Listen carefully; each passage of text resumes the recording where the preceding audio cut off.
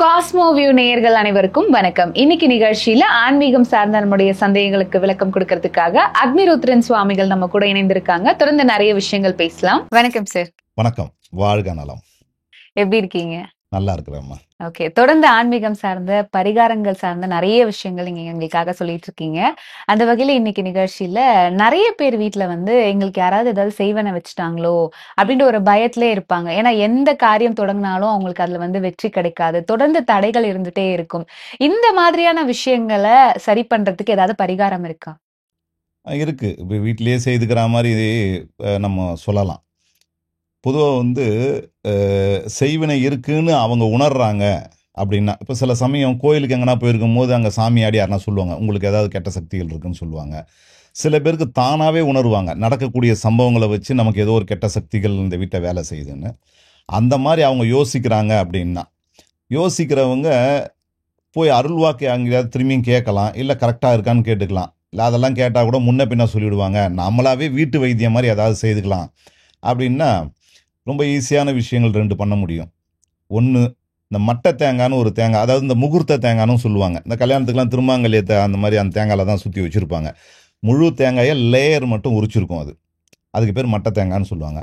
அந்த தேங்காயை வாங்கிட்டு குங்குமமும் சந்தனத்தையும் சமையடையாக கரைச்சிக்கணும். தண்ணியாக, நல்ல தண்ணினா ஒரு கஞ்சி தண்ணி பதத்துக்கு இருக்கணும். அதான் கரெக்டு. ரொம்ப திக்காக இருக்கக்கூடாது இந்த பேஸ்ட்டு தவிர்க்கு. அது குங்குமமும் சந்தனமும் நல்லா கரைச்சி அந்த தேங்காய் முழுக்க நல்லா முழுகணும். ரொம்ப திக்காக இருந்தால் அந்த நாருக்குள்ளெல்லாம் போகாது, இது நாருக்குள்ளெல்லாம் போகணும். அதனால் அதுக்கு தகுந்த மாதிரி கரைச்சி பூரா அந்த தேங்காயை பூராமே அந்த பேஸ்ட்டால் முழுகிடணும். இது குங்குமமும் சந்தனமும் சமையடையாக பண்ணிவிட்டு, அதுக்கப்புறம் கொஞ்சம் பச்சை கற்பூரத்தை தூள் பண்ணி மேலெல்லாம் தடவிடணும். தடவிட்டு அதை நிழலில் காய வைக்கணும். அந்த தேங்காயை நிழலில் காய வச்சு அதுக்கப்புறம் எடுத்து ஒரு சந்தனம் ஒரு பொட்டு திரும்பியும் அதுக்கு கொஞ்சம் பூ போட்டு நம்ம வீட்டில் பூஜை பண்ண வேண்டியதான். குலதெய்வத்தை நினைச்சோ அல்லது இஷ்ட தெய்வத்தை நினைச்சோ அந்த பூஜைன்னா இப்போ நமக்கு பயங்கரமாக அப்படிலாம் பண்ணணும், அப்படிலாம் ஒன்றும் இல்லை, ஊதுபத்தி காட்டணும், நம்ம வேண்டிக்கணும். அந்த மாதிரி நம்ம வீட்டில் ஏதாவது செய்வினை இருந்தால் அந்த செய்வினை நிவர்த்தி அடையணும், இந்த செய்வினை சக்திகள்லாம் போயிடணும் அப்படின்னு சொல்லி அவங்களாவே வேண்டி ஒரு 48 நாள் கண்டினியூவாக பூஜை பண்ணணும். ஸோ இதை பெண்கள் பண்ணுறாங்கன்னா மாதவிலக்கு காலம் வந்ததுன்னா ஒரு கேப் விட்டுடலாம். ஒரு 5 நாள் கேப் விட்டுட்டு 48 நாள்ன்றது அதில் எக்ஸ்டெண்ட் பண்ணிக்கணும். நம்ம எக்ஸ்டெண்ட் பண்ணிவிட்டு அந்த பூஜையெல்லாம் முடித்து அந்த எப்போ 48 நாள் முடியுதோ, அல்லது பெண்கள் பண்ணுறாங்கன்னா அந்த 5 நாள் விட்டுட்டு பண்ணும்போது அப்போ அது ஒரு 52 நாள் கணக்கு வந்துடும். எப்போ நமக்கு கணக்கு முடியுதோ அதுலேருந்து வரக்கூடிய முதல் ஞாயிற்றுக்கிழமை எப்போ முடிஞ்சதோ, இப்போ உதாரணத்துக்கு வெள்ளிக்கிழமை அந்த 48 நாள் முடிஞ்சிடுச்சு, இல்லை அந்த 52 நாள் முடிஞ்சிடுச்சு அப்படின்னா அது வெள்ளிக்கிழமை முடியுதுன்னா ஞாயிற்றுக்கிழமை, இல்லை திங்கக்கிழமை முடியுதுன்னா ஞாயிற்றுக்கிழமை அன்னைக்கு கொண்டு போய் சமுத்திரத்தில் அதை போட்டுடணும். எது அந்த தேங்காயை. அப்படி நாங்கள் இருக்கிற பக்கத்தான் சமுத்திரம் இல்லை, சமுத்திரம்னா கடல் இல்லை அப்படின்னா ஆற்றுல போடலாம். அப்படி இல்லை, இந்த ரெண்டும் இல்லைன்ற பட்சம் ஏரியில் போடலாம். ஆனால் கோயில் குளத்துலையோ கிணத்துலையோ போடக்கூடாது. இது மாதிரி ஒரு 3 முறை செய்தாங்கன்னா அந்த வீட்டில் இருக்கக்கூடிய செய்வினையுடைய பலம் குறைஞ்சி போகும், கெட்ட சக்தியோ பலம் குறையும். கூடுதலாக இதில் 2-3 விஷயம் செய்யலாம். அந்த தேங்காயில் ஒரு நல்ல ஆணினா அந்த 6 இன்ச்சு ஆணி, அரை அடிக்கு இப்போ கை நம்ம இப்படி வச்சோம்னா கை அளவுக்கு இருக்கும், அந்த சைஸுக்கு நம்ம ஆடு வேசல ஆணி கேட்டால் கிடைக்கும். அந்த ஆணியை எடுத்துன்னு அதே மட்டை தேங்காயில் சொருவிடலாம். சொருவிட்டு அதுக்கு அந்த ஆணியோட தலையில் ஒரு சந்தனமும் பொட்டும் வச்சு பூஜை பண்ணலாம். இது கூடுதல்.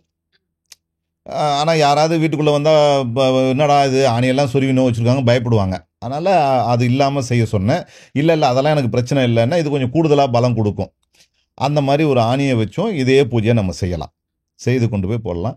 இதில் இந்த தேங்காயில் வெள்ளருக்கு நார், வெள்ளருக்கு செடியோட நார், அது இப்போ கிராமங்களில் கிடைக்கும், சிட்டி மாதிரி கிடைக்காதுன்னா நாட்டு மருந்துகளில் கேட்டால் கிடைக்கும். வெள்ளருக்குடைய நார் எதுக்காக அது யூஸ் ஆகும் அப்படின்னா, அந்த குழந்தைங்களுக்கு அரணா கயிறு மாதிரி அதை கட்டி விடும், பிறந்த குழந்தைக்கு அதை கட்டி விடுவாங்க, இந்த கெட்ட சக்திகள்லாம் வராமல் இருக்கிறதுக்கு.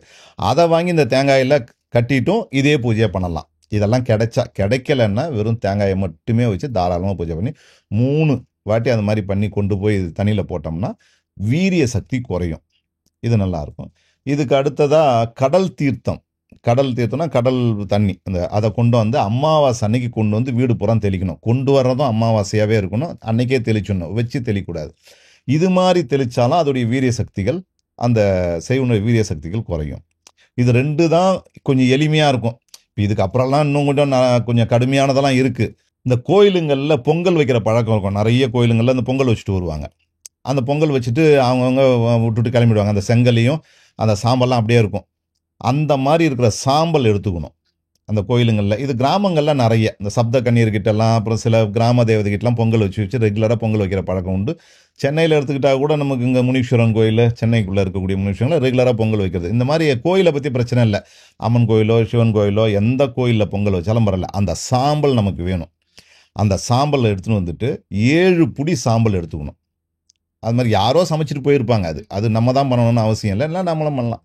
அந்த சாம்பல் கொண்டு வந்து 7 அகலில், நம்ம அந்த மண் அகல் இருக்கு இல்லையா, அந்த அகலில் நிரப்பிடணும் முழுசாக. எல்லாத்துலேயுமே கொஞ்சம் கொஞ்சம் முழுசாக நிரப்பிட்டு அதன் மேலே கற்பூரம் வச்சு ஏற்றிக்கிட்டே வரணும். ஒரு மண்டலம் இதே மாதிரி பண்ணால் போதும், செய்வினுடைய வீரியம் குறைஞ்சி போகும். ஸோ இதுவும் எளிமையானது தான். ஆனால் அந்த சாம்பல் கிடைக்கணுங்கிறது தான் பிரச்சனை. அது நிறைய இடங்களில் கிடையாது. அது கிடைச்சா அதுலேயும் செய்யலாம். இந்த 2 விஷயம் பலமான ஒரு விஷயம். கிராமங்களில் கொக்கிக்காயின்னு ஒரு காய்க்கு பேரே கொக்கிக்காயின்னு பேர். அது நம்ம வழக்கத்தில் சொல்கிறது. ஆனால் அதை வந்து குரங்கு தோடுன்னு சொல்லுவாங்க அந்த காய்க்கு. இப்படி இப்படி இப்படி 2 கை இப்படியே தான் கரெக்டாக இதே மாதிரி தான் இருக்கும். அது இல்லைன்னா பேய் நகம்னு சொல்லுவாங்க. அதை இப்படி அதுக்கு பேர்கள் அதிகம். அந்த காய் வந்து இந்த மாதிரி அமானுஷ்ய சக்திகளை விரட்டுற சக்தி அதுக்கு உண்டு. அந்த காயை கொண்டு வந்து அது கூட சேர்ந்து இந்த நாய் கடுகுன்னு ஒன்று நாட்டு மருந்துகளில் கிடைக்கும். அந்த நாய் கடுகை வாங்கி கொஞ்சம் வறுத்து இந்த 2த்தையும் சேர்த்து வீட்டில் அங்கங்கே புதைச்சி வச்சோம், இல்லைன்னா மூட்டை கட்டி தொங்க விட்டோம்னாலும் இந்த செய்வினை சம்பந்தமான பலம் குறையும். ஸோ இதெல்லாம் எளிமையான பரிகாரங்கள். ஓகே, இப்போ நிறைய பேர் வந்து சந்தேகத்திலே இருப்பாங்க, நமக்கு ஒருவேளை செய்வினை வச்சுட்டாங்களோ. ஸோ இதோட அறிகுறிகள்னா என்னெல்லாம் இருக்கும் சார்? இல்லை, இது நான் இந்த அறிகுறிகள் சொல்லுவேன். நான் அது சமீபமாக சொல்கிறதில்ல. ஏன்னா இந்த அறிகுறி இருக்கிறத வச்சு நம்ம வீட்டில் இருக்குன்னு முடிவு பண்ணிடுறாங்க அவங்க. அப்படி இல்லாதவங்களுக்கும் இந்த மாதிரி ஒன்றும் இல்லை. இப்போ முடி கொட்டுதல், செய்வினை இருக்கிறவங்களுக்கு முடி அதிகமாக கொட்டும் அப்படின்றது ஒரு ஒரு வழக்கம் நம்ம இதில். ஆனால் சராசரியாக உடம்புல சில மாற்றங்கள் ஏற்பட்டாலும் சில பேருக்கு முடி கொட்டும். ஐயோ அது செய்வினைன்னு நினைக்கக்கூடாது. நான் என்ன சொல்கிறேன், ஒரு 5-6 விஷயத்தை கணக்கு வச்சுக்கோங்க. அதெல்லாம் இருந்தால், இந்த ஒன்று இருந்தாலாம் கிடையாது, 5-6 விஷயமும் இருந்தால் நமக்கு ஏதோ அமானுஷ்யம்னு முடிவு பண்ணிக்கணும். முடி கொட்டுதல், அதுக்கப்புறம் சரியா தூக்கம் இல்லாமல். இந்த முடி கொட்டுறது அப்படிங்கிறது இந்த உள்ளுக்கு மருந்து கொடுக்கும்போது தான் அந்த மாதிரி இருக்குமா?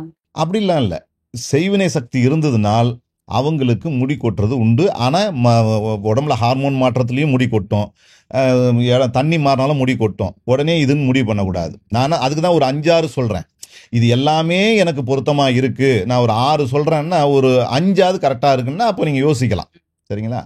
2வது, நம்ம வந்து நினைவுகள், நம்ம இங்கே இருப்போம், எங்கேயோ நினச்சிட்டு இருப்போம்.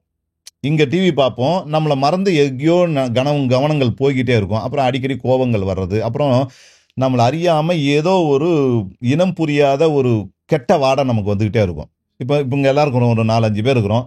எனக்கு மட்டும் அந்த கெட்ட வாடை வரும். நான் கேட்பேன், இங்கே ஏதோ ஒரு ஸ்மெல் வருதுன்னு. இல்லைன்னு சொல்லுவீங்க நீங்கள்லாம்.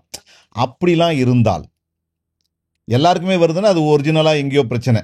இந்த மாதிரி கெட்ட வாடைகள், அப்புறம் வந்து துணி வந்து நம்ம போட்டுக்கிற வஸ்திரம் கிழிஞ்சு போயினே இருக்கும். ஏதாவது ஒன்றில் இப்படி ஆணில மாட்டம், நெருப்பு படும், இது மாதிரி ஏதோ ஒரு சிம்டம்ஸ், ஏதாவது ஒரு அடிபட்டுக்கிட்டே இருக்கும், ஏதாவது ரத்த காயங்கள் வந்துக்கிட்டே இருக்கும். காரியமே சித்தியாகாது.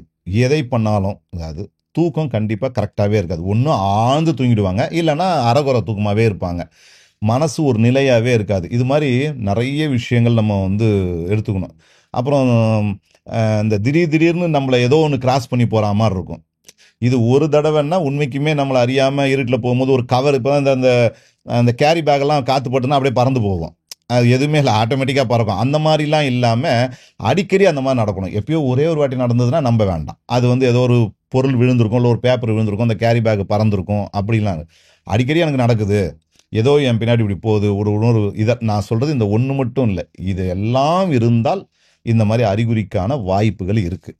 அப்படி இருக்குன்ற பட்சம் நீங்கள் நான் சொன்ன மாதிரி இந்த பரிகாரத்தை செஞ்சுக்கணும். இல்லையா, எங்களை மாதிரி வல்லுநர்கள் நிறைய ஊரில் இருக்காங்க, அவங்கக்கிட்ட போய் இதை உறுதிப்படுத்திக்கலாம். இந்த மாதிரி இருக்கா என்னன்றதை தெரிஞ்சுக்கிட்டு செஞ்சோம்னா நமக்கு சீக்கிரம் இந்த பிரச்சனைலேருந்து வெளியில் வந்துடலாம், சுபமாக இருக்கும். ஆனால் இந்த அமானுஷ்யங்கள் நம்ம வீட்டில் இருக்குது, இல்லை நம்மளை சுற்றி இருக்குது, இல்லை நம்மக்கிட்ட இருக்குது அப்படின்னா அது எப்படி பார்த்தாலும் அது ஒரு தொந்தரவான ஒரு விஷயம்தான். அது நான் நிறைய சொல்லுவேன், மனசளவில் நிறைய பாதிக்கப்படுறீங்கன்னா முதல்ல மருத்துவரை பாருங்கள். மருத்துவர்கிட்ட போயிட்டு அதுக்கான ட்ரீட்மெண்ட் பாருங்கள். அப்படி அதில் சரியாக வரலைன்னா இந்த மாதிரி விஷயத்த நீங்கள் ஃபாலோ பண்ணுங்க அப்படின்னுவேன். அப்படி இருக்குது இந்த மாதிரி விஷயம்னா கண்டிப்பா நான் சொன்ன இந்த சின்ன சின்ன பரிகாரங்களை செய்தா அதுல ஒரு நல்ல மாற்றங்கள் வந்துடும் கண்டிப்பா. ஓகே. சோ இன்னைக்கு நிகழ்ச்சியில எல்லாரும் பயந்துட்டு இருக்கக்கூடிய ஒரு விஷயம் இந்த செய்வினை அப்படிங்கறது, அதை எளிய முறையில எப்படி கண்டறியலாம், அதற்கான எளிமையான தீர்வுகளும் எங்களுக்காக கொடுத்தீங்க. ரொம்ப நன்றி குருஜி. நன்றி, வணக்கம், வாழ்க நலம்.